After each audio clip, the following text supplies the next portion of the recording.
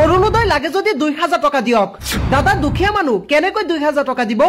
কিবা এটা মিলাই লওক নানি বড় গরিব মানুষ 2000 টাকা কইতে দিব তো মিলাই দিলা কম 400 টাকা দিব না এই না হব অফিশিয়াল খরচ মিলাই 1500 টাকা দি দিবা অফিশিয়াল খরচ কত অফিশিয়াল তুমি 1500 টাকা দিও যাও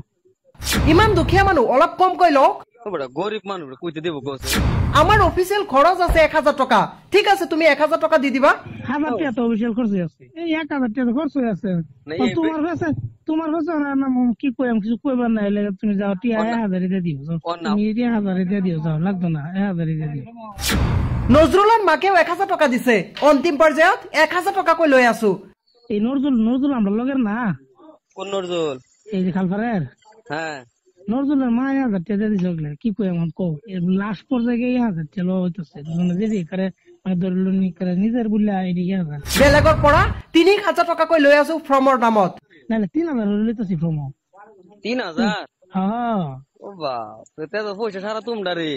ইলেকশনত ফেল কৰিছো যিমান খৰচ হৈছিল সেইখিনি উঠাই আছো ভাই ফেল করছি কইছো ওটা লাগতো না ফেল করতে দেখে লাগে রাইজের মাইরাল হ্যাঁ আৰু জীবনত ইলেকশন নেখেলু হ্যাঁ বারে সামনে বারে ইলেকশন আর খেলতা না না খেলতাম না জীবনে খেলতাম এলাকে রাইজের মাইরাল হ্যাঁ পয়সা উলাম কামো কৰিম পাওয়ার আছে যদি মেরে এরম না যে পয়সা লয়ে আইরা হইতো না এরম না পয়সা উঠলো এবং কাম করা হইব শেষ ভোট নিদিয়া পৰিয়ালৰ পৰা 5000 টাকা কই লৈ আছো ফ্ৰমৰ নামত মানে রাইজের শিক্ষা করে দিবা হ্যাঁ রাইজ উল্টি মারে কি ভাই এটা ঠিক করতেছি এই যে হেরার পরিয়াল এখন কইতে 5000 দিয়া